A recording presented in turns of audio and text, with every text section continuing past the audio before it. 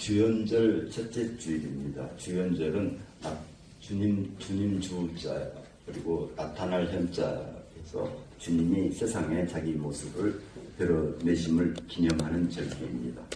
오늘은 또한 새해 주일입니다. 하나님께서 새해라는 새로운 기회를, 새로운 시간을 선물하신 것을 기념하는 주일입니다. 새로운 삶을 다짐하는 세례 예식도 오늘 있습니다. 이 새해라는 시간은 하나님께서 우리에게 주신 선물입니다. 시간은 금이다 해서 시간은 귀합니다. 다시 돌아오지 않기 때문에 귀한지 모르겠습니다. 시간은 금이라 해도 저축할 수는 없습니다. 농협에서 돈은 받아주는데 시간은 받지 않습니다. 시간을 시장에서 살 수도 없습니다. 팔지를 않으니까요. 시간의 길이는 하나님 마음대로지만 시간의 깊이와 넓이는 내가 힘쓴 대로입니다. 오늘은 또한 청지기 임명주일입니다. 교회의 직분에는 안수직과 임명직이 있습니다.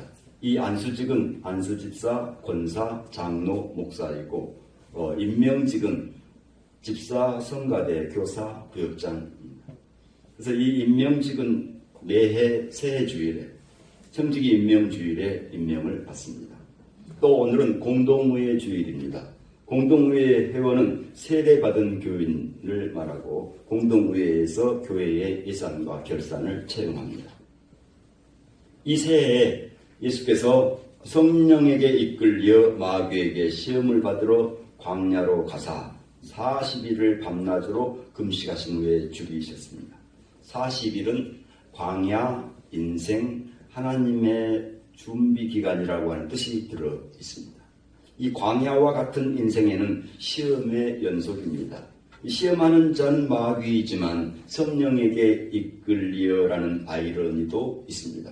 마귀에게 시험받지만 성령께서 이끌어 주신다는 속내가 들어 있습니다. 세 가지 시험의 공통점은 네가 만일 하나님의 아들이거든, 네가 만일 하나님의 아들이거든, 만일 내게 엎드려 경배하면, 어떤 말이 공통으로 들어있어요? 만일. 그래서 저는 이 말씀을 대하다가 만일이라고 하는 그 말에 눈을 확 띄었습니다. 만일 내가 다시 태어난다면, 만일 내가 과거로 돌아갈 수 있다면, 어떤 분이 목사님은 과거로 돌아간다면 지금의 사모님과 결혼하겠습니까? 그래서 제가 대답을 어떻게 했을 것 같습니다.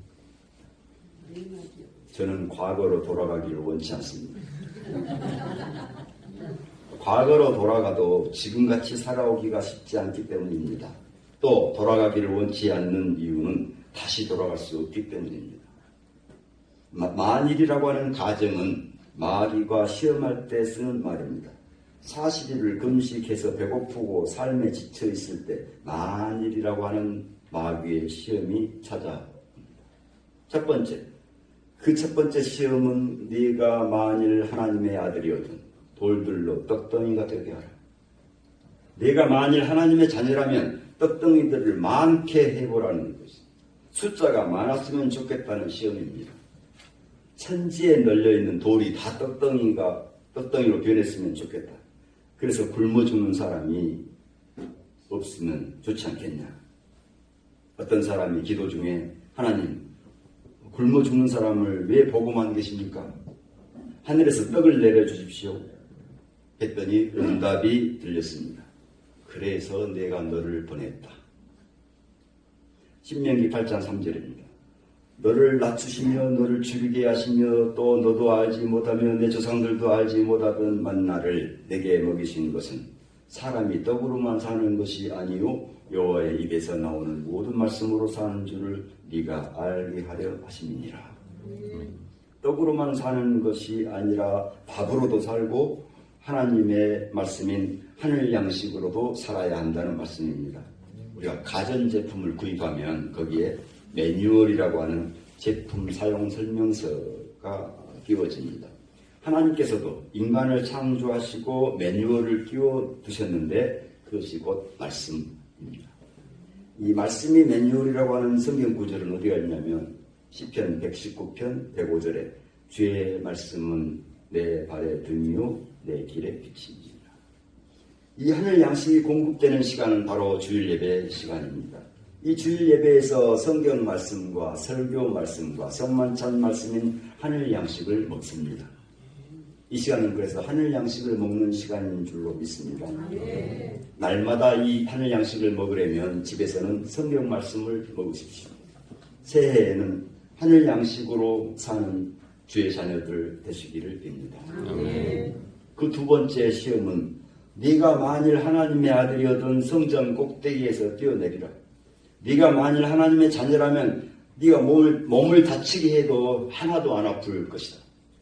밑도 끝도 없는 기적을 행했으면 좋겠다는 것입니다. 신명기 6장 16절 너희가 마사에서 시험한 것 같이 너희 하나님 여호와를 시험하지 말고. 우리의 기도에서 이러한 시험이 자주 등장합니다. 하나님, 성전 꼭대기에서 뛰어내려도 안 다치게 해주십시오. 이번 시험에서 1등하게 해주십시오. 그럼 내가 1등하면 다른 사람은? 배가 암초를 만나서 난파되려고 할 때 주님, 이 암초를 제거해 주십시오. 이렇게 기도하면 주께서는 그 암초는 가만히 두고 바닷물의 수위를 높여서 지나가게 하는 수가 있습니다. 내 마음대로 이루어지기를 기도할 것이 아니라 하나님의 섭리가 나타나도록 기도해야 되겠습니다. 내가 나되기보다는 주께서 나를 축복의 통로로 쓰시게 기도해야 하겠습니다. 십자가를 짐으로 이기고 내려놓음으로 자유하고 포기함으로 축복받고 떠남으로 여유있고 여백으로 아름다움을 창조하기를 기도함으로써 새해에는 하나님께서 나를 주장하시도록 나를 하나님께 내어놓는 생활 되시기를 기도합니다. 세 번째 시험은 만일 내게 엎드려 경배하면 이 모든 것을 내게 주리라. 네가 만일 권세, 명예, 물질에 엎드려 경배하면 네가 하나님을 찾기도 전에 네게 주겠다고 하는 것입니다. 신명기 6장 13절입니다. 내 하나님 여호와를 경외하며 그를 섬기며 그의 이름으로 맹세할 것이니라. 세상 물욕에 엎드려 경배할 것이냐, 주님을 경외하며 주님을 섬기며 주의 이름을 부를 것이냐, 이 선택입니다. 선택을 잘하려면 눈이 좋아야 합니다. 야구에서는 타자가 선구와 안이 좋아야 합니다. 인생에서는 주관보다는 영안이 좋아야 합니다. 뜻은 그렇습니다. 이 롯과 아브라함에서 롯은 영적인 까막눈이어서 소돔성을 선택했고 아브라함은 영안이 밝아서 약속의 땅 가나안을 선택했습니다. 선택을 잘못하는 일을 선택장애가 있다고 합니다. 선택맹이라고 하죠. 세상적인 것을 택할 것인가 하나님의 경륜을 택할 것인가. 주께서 집을 세우지 아니하시면 세우는 자의 수고가 헛되며 주께서 성을 지키지 아니하시면 파수꾼에 깨어있음이 헛되도다. 마음의 경영은 사람에게 있어도 말의 응답은 하나님께로부터 나옵니다. 사람이 마음으로 계획할지라도 그 걸음을 인도하시는 이는 하나님이십니다. 이 새해에는 선택맹이 되지 않고 지혜로운 선택을 하여서 하나님을 경외하며 그를 섬기며 그의 이름으로 맹세하며 살기를 주님의 이름으로 축원합니다. 아멘.